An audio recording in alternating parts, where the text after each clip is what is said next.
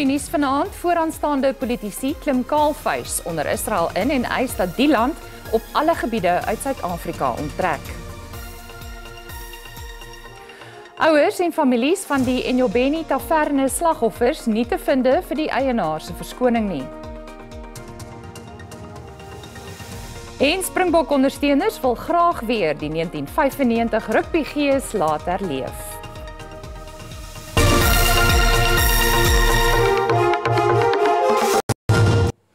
Goeienaand en baie welkom by die Afrikaanse Nuus op SABC 2. Druk neem toe op die Suid-Afrikaanse regering om diplomatieke strafmaatreëls teen Israel in te stel weens die verslegtende humanitêre toestand in die Palestynse Gaza-strook en Wes-oewer. Sommige Suid-Afrikaners eis die sluiting van die Israelse ambassade in Lynnwood, Pretoria. Politieke partye het buite die land se ambassade betoog om woede uit te spreek oor die verergerende menseregte krisis in die oorloggetuisterde gebied. 'n Ramp ontvou in Gaza te midde van die Israeliese weermag se volgehoue bomaanslag. Meer as 6500 Gaza-inwoners is reeds dood en die dodetal styg by die uur. Suid-Afrikaanse politici eis dat Israel geïsoleer word. Sy sê Israel moet Suid-Afrika verlaat. Hy moet sy ambassade sluit en die ambassadeur moet weg en sy produkte moet geboikot word. We want to say to the ANC-led government, let it not be lip service. We call on you to instruct the Minister of Transport to cancel the flight permits of El Al. Die anti-apartheidsaktivis Dr. Ellen Boesak meen die Israelse ambassade mag nie op Suid-Afrikaanse bodem wees nie. We should break all ties with that apartheid state. We should let all their people in that embassy go back. We should recall our ambassador and we should make clear that as a government we support the BDS program.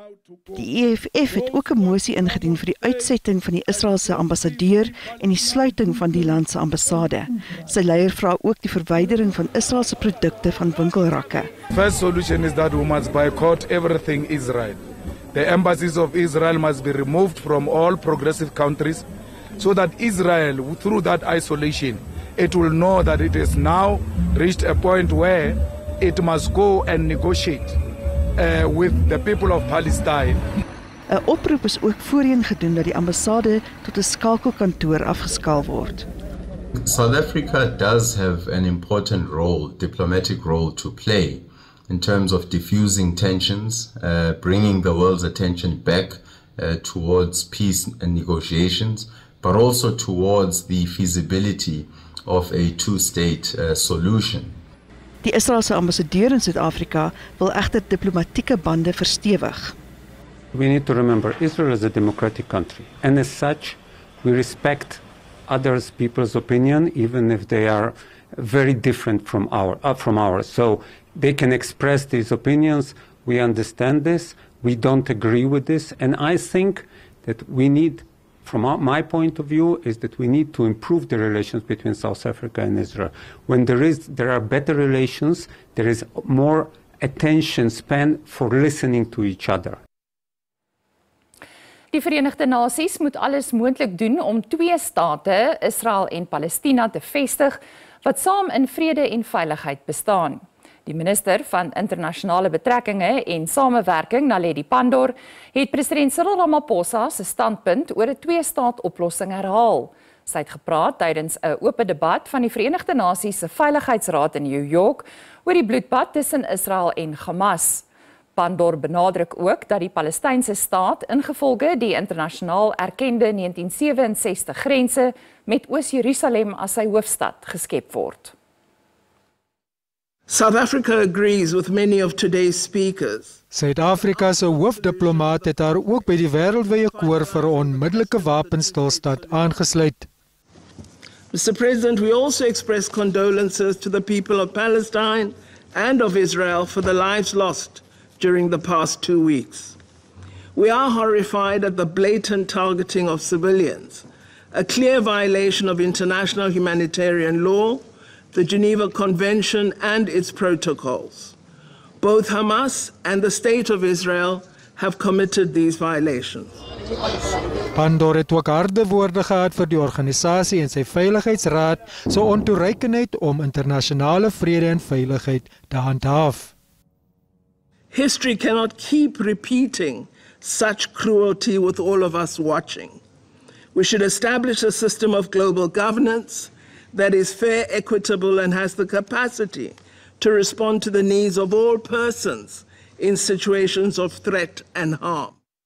Mr. Secretary General, in what world do you live? Vroeger het die Israeliese minister van buitelandse sake 'n vergadering met die VN se sekretaris-generaal Antonio Guterres afgestel oor sy stelling dat die Hamas-aanval nie in 'n vakuum plaasgevind het nie. When you say those terrible words that these heinous attacks did not happen in a vacuum, you are tolerating terrorism. And by tolerating terrorism, you are justifying terrorism. Hamas, as the minister explained, beheaded babies, burned families, raped women, abducted kids, babies, Holocaust survivors. And the SG is blaming the victim? You are blaming Israel? This is a pure blood libel. This is a pure blood libel, and I think that the Secretary General must resign. Intussen is 'n Amerikaans opgestelde resolusie oor humanitêre verposings in die weegskaal omdat Rusland die insluiting van 'n onmiddellike skietstilstand by die bewoording eis.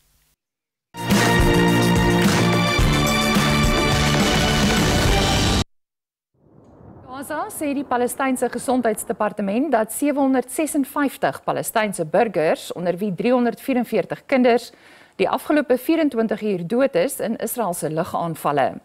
Volgens die owerheid is meer as 6500 Palestyne, insluitend 2700 kinders, reeds sedert 7 Oktober in lugaanvalle dood.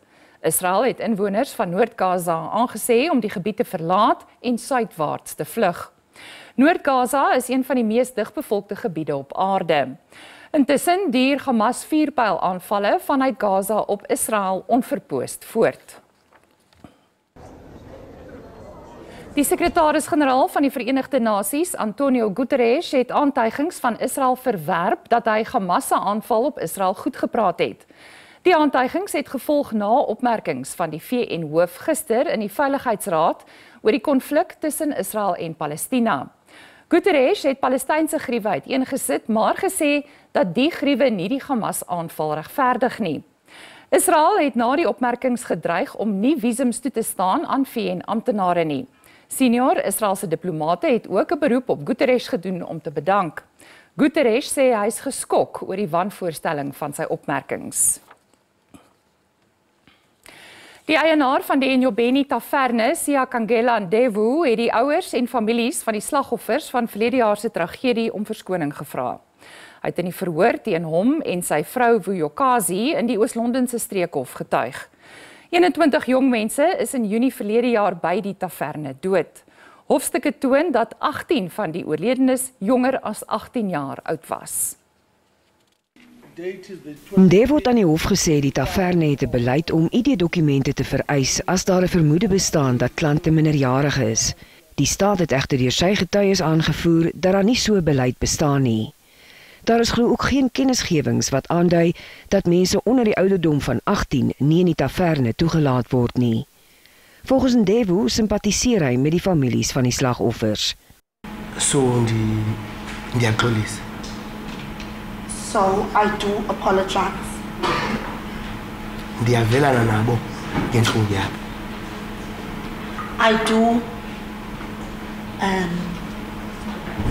I do sympathize with them. Die slagoffers se familie sê die verskoning verwerp.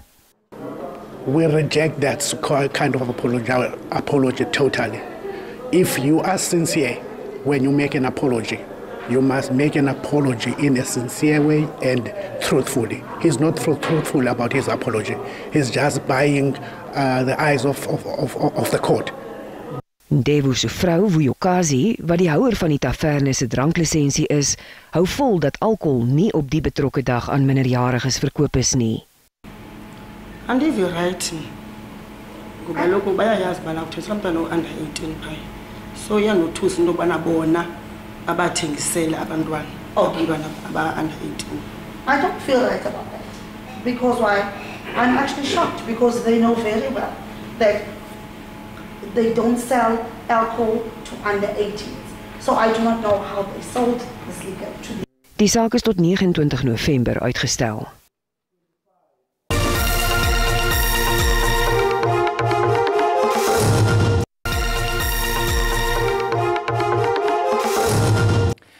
Die nasionale Kruger Wildtuin is bekommerd oor 'n toename in die gebruik van strikke in die park.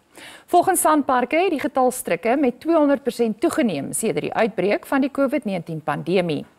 Die park het geen wetenskaplike verklaring vir die toename nie, maar vermoed die handel in wildsvleis kan die oorsaak wees.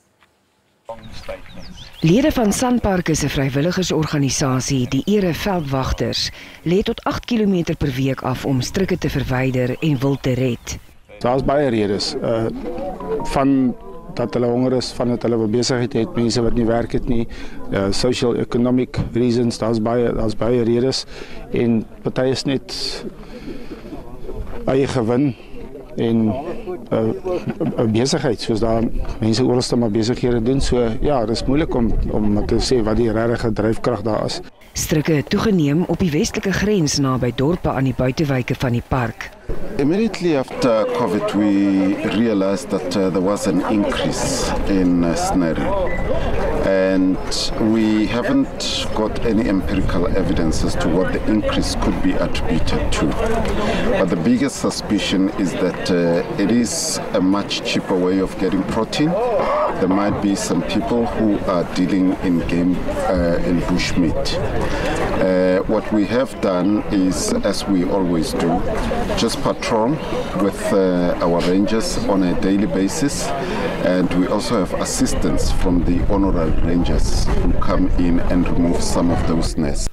Sanparke werk ook saam met belanghebbendes om misdaad buite die parkhok te slaan. 'n jaar gelede is 'n Duitse toerist 3 km vanaf die park se Noembi-hek vermoor. Die toerismesektor het gesofistikeerde kameras geïnstalleer en spoedhobbels op die pad verwyder. Ons het begin met die Noembi-pad en begin met patrollies wat daagliks hier is, 2 voertuie en gedurende die piek vakansieperiodes sit ons nog voertuie by.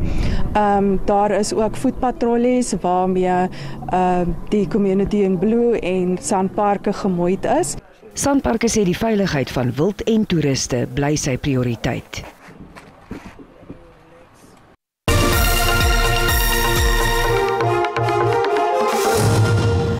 En nou 'n kort samevatting van die dag se markaanwysers.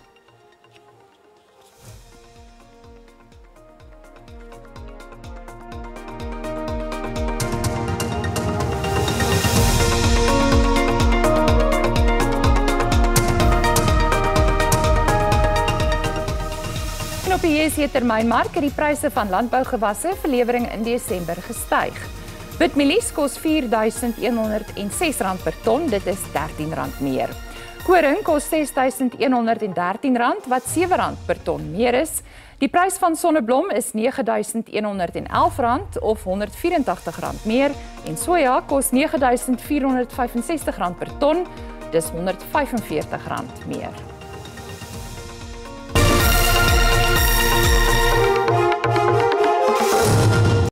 Dankie dat jy vanaand by ons ingeskakel het. Ons groet tot 'n volgende keer. Mooi aand verder. Totsiens.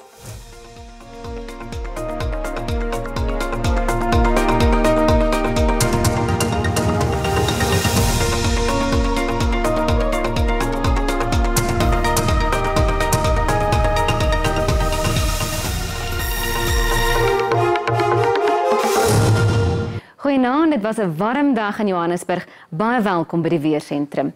In die oostelike gedeeltes van Suid-Afrika sal dit vanaand bewolk wees, 'n ligte wind al langs die ooskus en dan 'n sterker wind langs die weskus en in die binneland van Suid-Afrika sal dit ook winderig wees. Ons kyk nou na môre, steeds bewolk in die ooste en die suidelike gedeeltes van Suid-Afrika. Oggendmiskolle langs die ooskus en dan gaan dit winderig wees oor die grootste gedeelte van die land.